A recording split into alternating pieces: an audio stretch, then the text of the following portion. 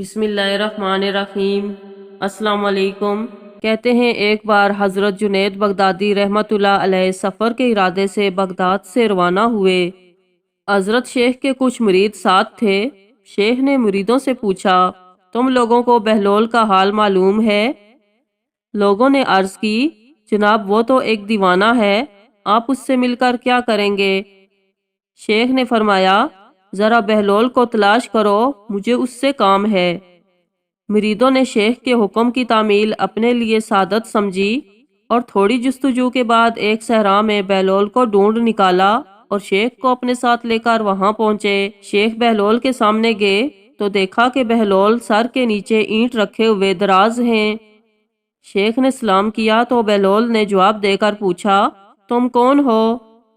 شیخ نے فرمایا، میں ہوں جنید بغدادی۔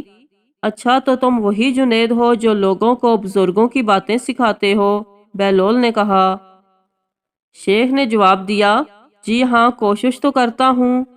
بہلول نے کہا، اچھا تم اپنے کھانے کا طریقہ تو جانتے ہی ہوگے؟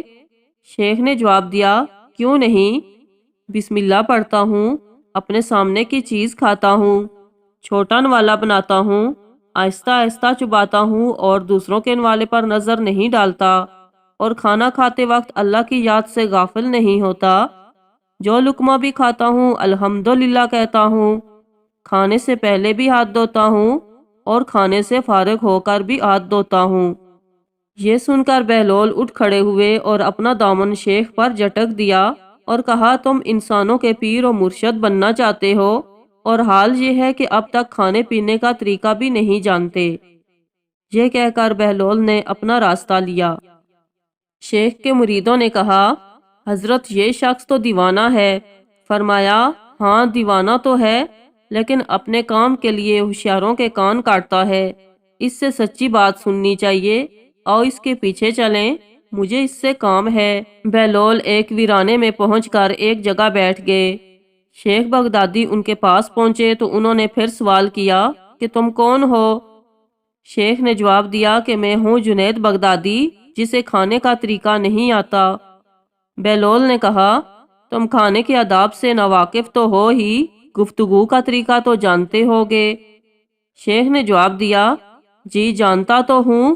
بہلول نے کہا، تو پھر بتاؤ کس طرح بات کرتے ہو؟ شیخ کہنے لگے، میں ہر بات ایک اندازے کے مطابق کرتا ہوں، بے موقع اور بے حساب نہیں بولے جاتا۔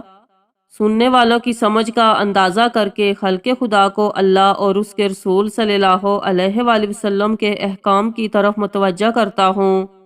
یہ خیال رکھتا ہوں کہ اتنی باتیں نہ کہوں کہ لوگ مجھ سے بیزار ہو جائیں، باطنی اور ظاہری علوم کے نقطے نظر میں رکھتا ہوں۔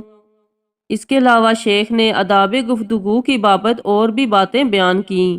بہلول نے کہا، کھانا کھانے کے آداب تو ایک طرف، تمہیں تو گفتگو کرنے کا بھی ڈنگ نہیں آتا۔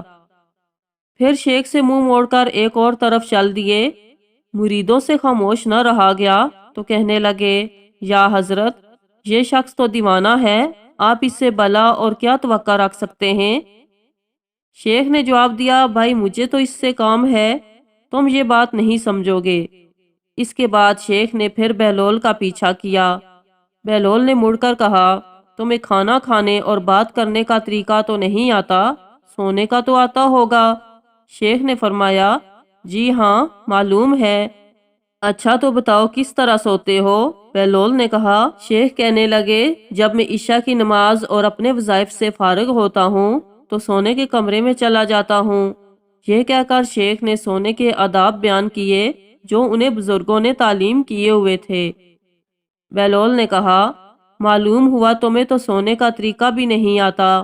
یہ کہہ کر بہلول نے جانا چاہا تو شیخ نے ان کا دامن پکڑ لیا اور کہا، بہلول میں نہیں جانتا تو اللہ کے واسطے مجھے سکھا دو۔ کچھ دیر کے بعد بہلول نے کہا، اے جنید، یہ جتنی باتیں بھی تم نے کی ہیں سب بعد کی چیزیں ہیں، اصل بات مجھ سے سنو۔ کھانے کا طریقہ یہ ہے کہ سب سے پہلے حلال کی روزی ہونی چاہیے۔ اگر غذا میں حرام کی آمیزش ہو جائے تو جو آداب تم نے بیان کیے ہیں برتنے کا کوئی فائدہ نہیں ہوگا اور دل روشن ہونے کے بجائے اور تاریک ہو جائے گا۔ شیخ جنید نے بے ساختہ کہا، اللہ تمہارا بھلا کرے۔ پھر بہلول نے بتایا گفتگو کرتے وقت دل کا پاک اور نیت کا صاف ہونا ضروری ہے، اور اس بات کا بھی خیال رہے کہ جو بات بھی کہی جائے اللہ کی رضامندی کے لیے ہو۔ اگر کوئی غرض یا دنیاوی مطلب ہوگا یا بات فضول قسم کی ہوگی تو خواہ کتنے ہی اچھے الفاظ میں کہی جائے تمہارے لیے وبال بن جائے گی۔ ایسی بات کرنے سے خاموش رہنا بہتر ہے۔ پھر سونے کے متعلق بتایا کہ اسی طرح سونے کے متعلق جو تم نے بیان کیا وہ بھی اصل مقصود نہیں۔ اصل بات یہ ہے کہ جب تم سونے لگو تو تمہارا دل بغض، کینے اور حسد سے خالی ہو، تمہارے دل میں دنیا کی محبت نہ ہو، اور نیند آنے تک اللہ کے ذکر میں مشغول رہو۔ بہلول کی بات ختم ہوتے ہی شیخ جنید نے ان کے ہاتھوں کو بوسہ دیا اور ان کے لیے دعا کی۔ شیخ جنید کے مرید یہ دیکھ کر حیران رہ گئے اور بہلول کے متعلق ان کے خیالات درست ہو گئے۔